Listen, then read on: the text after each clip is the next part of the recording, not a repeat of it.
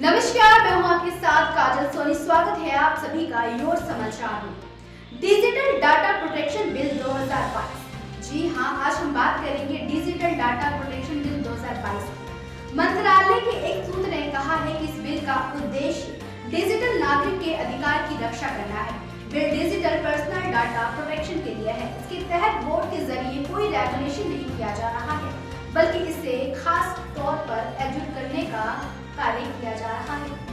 आपको बता दें कि सरकार ने शुक्रवार को डेटा प्रोटेक्शन के लिए digital personal data protection bill 2022 का ड्राफ्ट जारी किया है। इसे पब्लिक कमेंट के लिए ओपन रखा गया है। इलेक्ट्रॉनिक्स एंड आईटी मिनिस्ट्री की ओर से जारी किए गए इस ड्राफ्ट में डेटा में सील लगाने या नियमों का पालन नहीं करने पर जुर्माने का प्रावधान बढ़ाया गया है और दूसरे कई अन्य प्रावधान लाए गए हैं। मंत्रालय के एक सूत्र ने कहा है कि इस बिल का उद्देश्य डिजिटल नागरिक के आधार की रक्षा है। Bill digital personal data protection के लिए है। सूत्र ने कहा है कि इसके तहत बोर्ड के जरिए कोई रेगुलेशन नहीं किया जा रहा है, बल्कि इसे खास तौर पर एकजुट करने के लिए कार्य किया जा रहा है। सूत्र ने बताया है कि गठित बोर्ड विवादों को हल करने और कम करने में मदद देगा, ताकि सभी प्रक्रिया भारतीय कानून के मुताबिक हो। बोर्ड रेगुलेशन के लिए नहीं, एजुकेशन के लिए होगा। डेटा ब्रीच जैसी स्थिति में बोर्ड जल्द हल के लिए काम करेगा।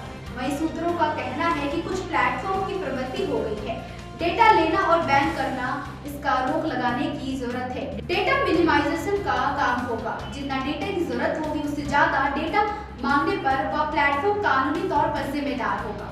साथ ही सर्विस के बाद भी डेटा स्टोर करके रखना गैर कानूनी होगा। डिजिटल रेस्तरां समेत सभी एंटिटीज के लिए ये जरूरी होगा कि डेटा मिनिमाइजेशन को फॉलो करें। डेटा स्टोर्स का समय बताना होगा और किसी भी इस्तेमाल के लिए सहमति अनिवार्य होगी। बिल में बच्चों के डेटा को लेकर विशेष तौर पर जोर दिया गया है। अभिभावकों की बात की जाए तो अभिभावकों की सहमति की अहमियत दी गई है, वो भी ऐसा जिसका वेरिफिकेशन संभव है। ऐसा नहीं होना चाहिए कि कोई भी मंजूरी दे और उस डेटा के गलत इस्तेमाल की संभावना बने। कोई भी सोशल मीडिया प्लेटफॉर्म किसी भी तरह के डेटा ब्रीच के लिए पूरी तरह जिम्मेदार होगा। पेनल्टी की रकम बदलेगी। इस बिल में ऐसा प्रावधान है कि पेनल्टी की रकम में सरकार समय समय पर बदलाव करेगी। कोई भी ये मानकर नहीं बैठ सकता है कि 500 करोड़ दिया और बड़े हो गए। फिलहाल ऐसी तमाम खबरों को देखने के लिए बने